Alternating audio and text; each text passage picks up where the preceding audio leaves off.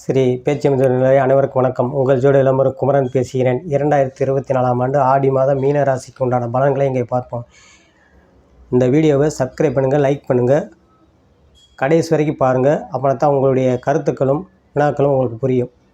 மீனராசி நேயர்களுக்கு ராசியாதிபதி குரு 3இல் இருப்பதும் 2 கூடிய செவ்வாய் 3இல் இருப்பதும்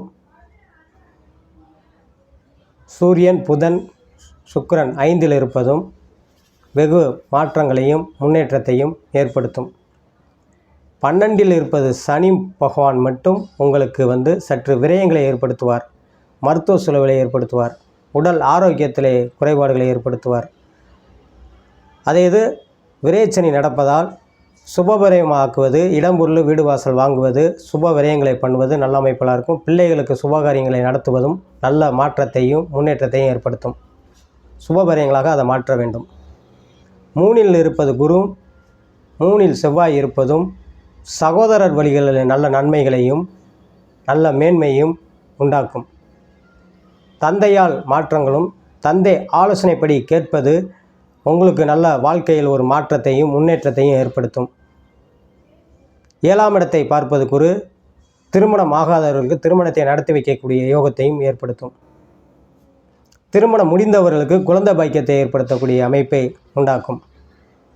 மீனராசி நேயர்களுக்கு, மீனராசிக்காரர்கள்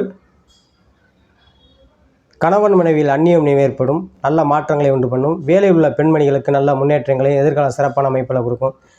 மெயினாக லக்னாதிபதி குருவும் மதிப்புக்குரிய கிரகமான உயர்வான கிரகங்கள் 2 கூடிய செவ்வாய் 3இல் இருப்பது மெயினாக சட்டத்துறையை சார்ந்தவர்களுக்கு புறாமே நல்லாயிருக்கும். சட்டத்துறையில் இருப்பவர்கள் புறமே நல்லாயிருக்கும்.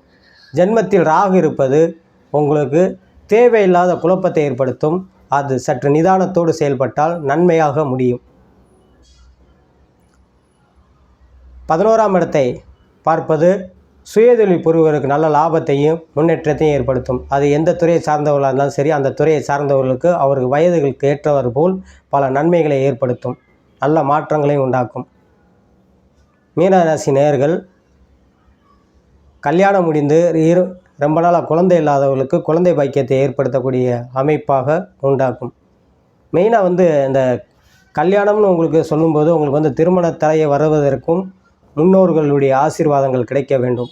குழந்தை பாக்கியம் இல்லாதவர்களுக்கும் முன்னோர்களுக்கு சரியான முறையில் தர்ப்பணங்களை செய்து வந்தால் சீக்கிரமாக வெகு விரைவாக உங்களுக்கு குழந்தைகளை கிடைக்கக்கூடிய அமைப்பை உண்டாக்கும். மெயினாக இதுக்கு பாவநாசம் போகணுங்க. பாவநாசம் போய் நீங்கள் செய்கிறது நல்ல சிறப்பான அமைப்பாக இருக்குங்க. மெயினாக இந்த ராசி நேயர்களுக்கு உத்திரட்டாதி புரட்டாதி நட்சத்திரத்தில் இருப்பவர்களுக்கு வெகு முன்னேற்றத்தையும், ரேவதி நட்சத்திரத்தில் இருப்பவர்களுக்கு நல்ல மாற்றத்தையும் உண்டாக்குங்க. இந்த மீனராசி நேயர்கள் சனிக்கிழமை ஆஞ்சநேயர் வழிபாடு பண்ணுவதும், 3ஆம் இடத்தில் செவ்வாய் குரு இருப்பதும், குருஸ்தலமாகிய திருச்செந்தூர் போய் சென்று வருவதும் வெகு மாற்றத்தை உண்டாக்கும் என்று சொல்லி உங்களிடம் விடைபெறுவது ஜோதிடர் இளம்பரம் குமரன். நன்றி, வணக்கம்.